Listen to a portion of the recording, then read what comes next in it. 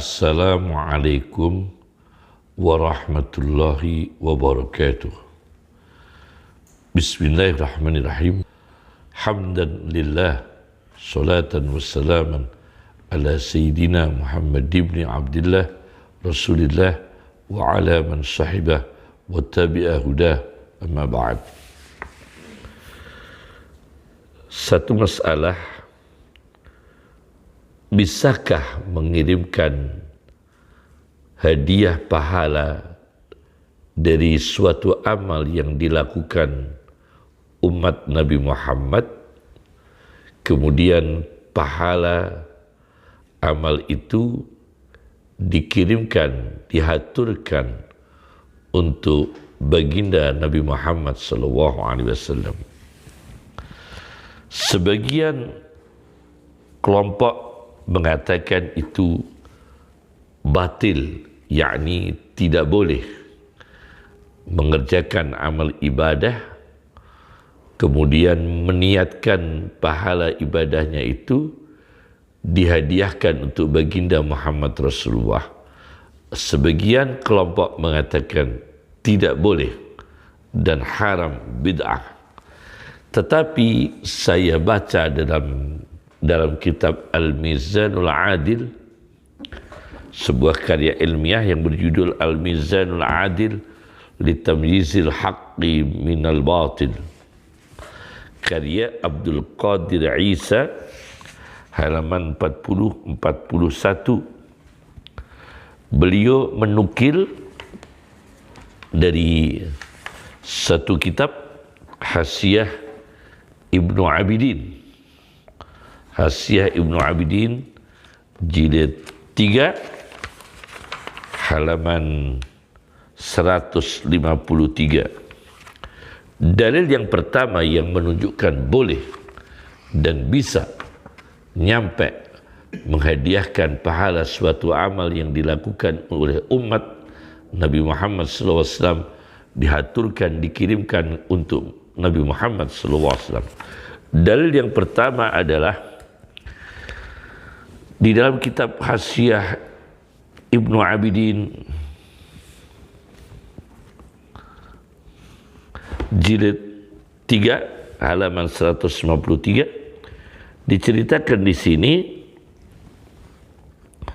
bahwasannya Abdullah bin Umar menunaikan umrah tanpa ada wasiat dari Nabi Muhammad SAW, dan niatnya itu umrahnya mengumrahkan Nabi Muhammad SAW setelah Nabi Muhammad SAW meninggal dunia. Ala tara anna ibn Umar, apakah kamu tidak tahu sesungguhnya Ibnu Umar kana ya'tamiru anhu SAW, mengumrahkan Nabi Muhammad SAW. Umaran berkali-kali umrah ba'da mautih, setelah Nabi Muhammad SAW wafat, min khairi wasiyah, tanpa ada wasiat. Yang kedua,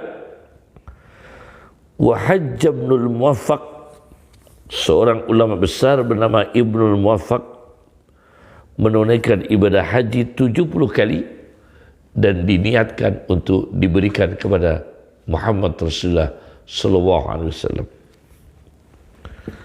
Kemudian Ibnu Sarraj lebih dari 10.000 khataman Al-Quran diniatkan untuk Muhammad Rasulullah SAW. Kemudian menyembelih, berkorban berkali-kali juga diniatkan untuk Muhammad Rasulullah SAW. Dalil pertama. Dalil kedua, Al-Mizanul Adil mengambil dari kitab Al-Fatawa Al-Hadisiyah, Al-Fatawa Al-Hadisiyah karya Ibnu Hajar Al-Haytami, nomor 23, yaitu adanya firman Allah Rabbi zidni ilma. Wahai Tuhan kami, berikanlah kami tambahan ilmu. Ini dibaca oleh Nabi Muhammad SAW. Rabbi zidni ilma, surat Toha 114. Nabi kita diperintah Allah selalu berdoa supaya tambah ilmu. Nah, tambah ilmu di sini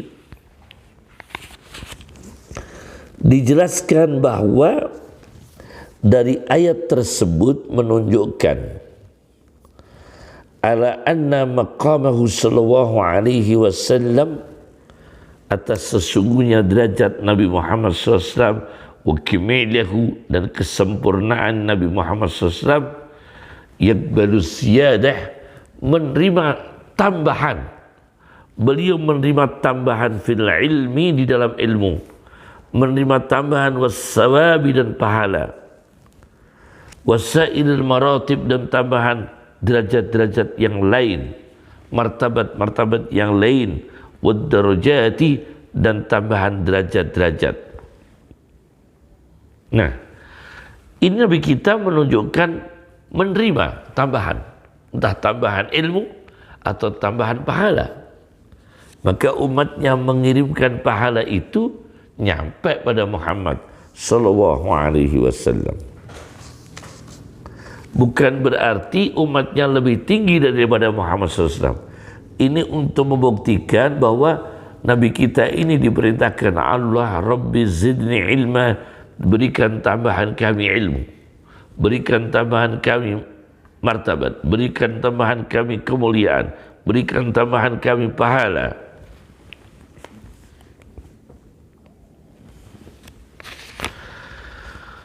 Kemudian di dalam tafsir Ibnu Katsir sendiri, ini dalil kedua, tafsir Ibnu Katsir jilid 5 halaman 281, diceritakan di sini bahwa Rasulullah sallallahu alaihi wasallam berdoa begini. Nabi kita berdoa, Allahumma anfa'ni bima 'allamtani. Ya Allah, berikan kami manfaat dengan ilmu-ilmu yang telah Engkau berikan pelajaran ilmu kepada kami. Wa 'allimni ma yanfa'uni. Ajarilah kami, berikan kami ilmu apa-apa yang bermanfaat bagi kami. Wa zidni ilma, berikan tambahan kami ilmu. Walhamdulillah ala kulli hal, segala puji bagi Allah keadaan apapun. Nah, ini jelas Nabi kita membutuhkan tambahan ilmu, membutuhkan tambahan manfaat. Apa manfaat? Termasuk adalah orang-orang membaca Al-Quran, diniatkan Rasulullah pahalanya, orang bersedekah, orang korban Idul Adha, orang korban sedekah tatawu, orang kemudian berzariah, ya, diniatkan untuk Nabi Muhammad SAW mendapatkan pahala. Dalil yang ketiga juga dikutip dalam kitab Al-Mizanul Adil. Dalil yang ketiga mengambil dari kitab Sahih Muslim. Sahih Muslim, hadis nomor 6841.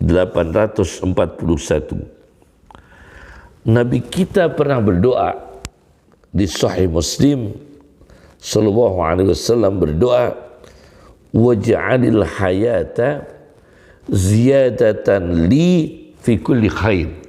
Nah, jelas.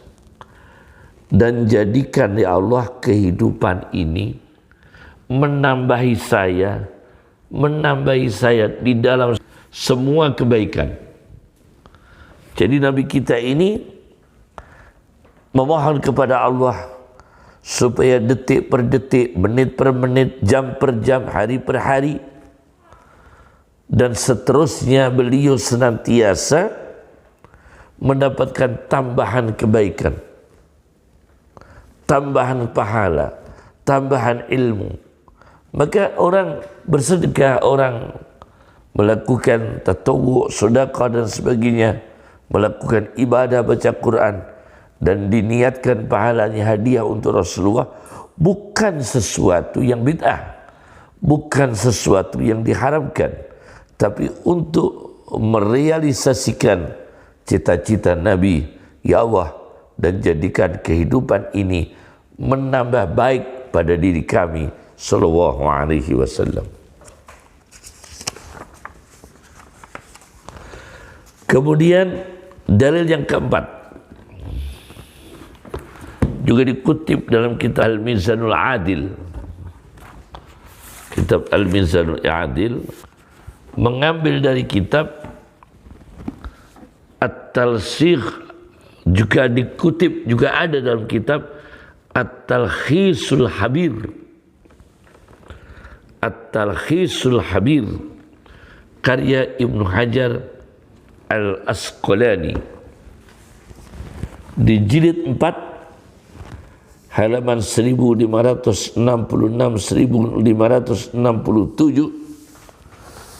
Rasulullah SAW setiap masuk ke Makkah dan melihat Ka'bah, maka Rasulullah langsung mengangkat kedua tangan. Begitu masuk di lokasi Mekah, masuk lokasi Masjidil Haram, kemudian Ka'bah tampak, apa doa beliau? Allahumma zid hadal baita tashrifan wa ta'ziman wa takriman. Ya Allah, berikanlah tambahan kepada rumah ini Ka'bah, tambahan dimuliakan, tambahan diagungkan, sekaligus dimuliakan. Nah, kemudian doanya lagi wa mahabatan dan wibawa.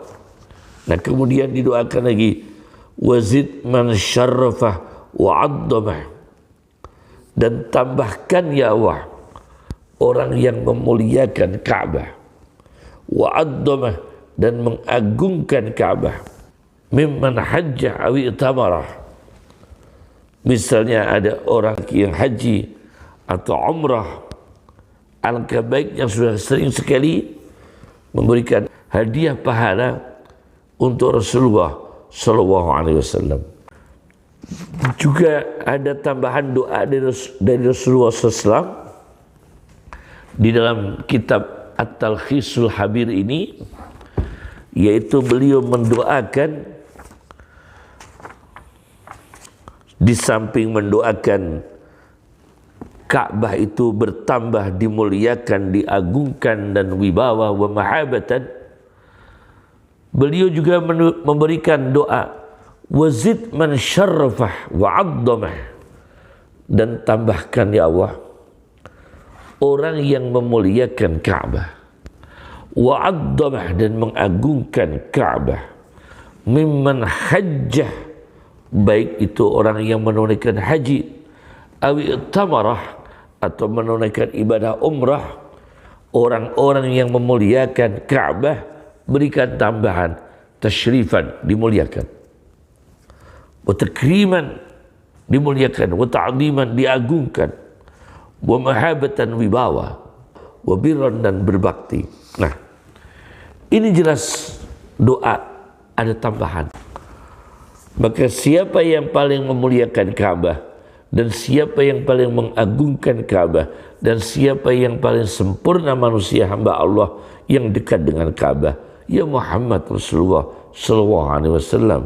Di sini didoakan semoga Nabi kita SAW Muhammad tambah mulia, tambah diagungkan. Nah, maka kesimpulannya ialah boleh kita membaca Al-Quran, beramal, bersedekah, pahalanya itu kita hadiahkan untuk Muhammad Rasulullah. Baca Al-Quran, baca sholawat, baca kalimat-kalimat thayyibah, baca tasbih, ibadah sosial, ibadah fisik, ibadah materi, dan pahalanya kita hadiahkan untuk Muhammad Rasulullah, itu boleh karena menambah kemuliaan Rasulullah Sallallahu Alaihi Wasallam. Cukup dari kami. Assalamualaikum warahmatullahi wabarakatuh.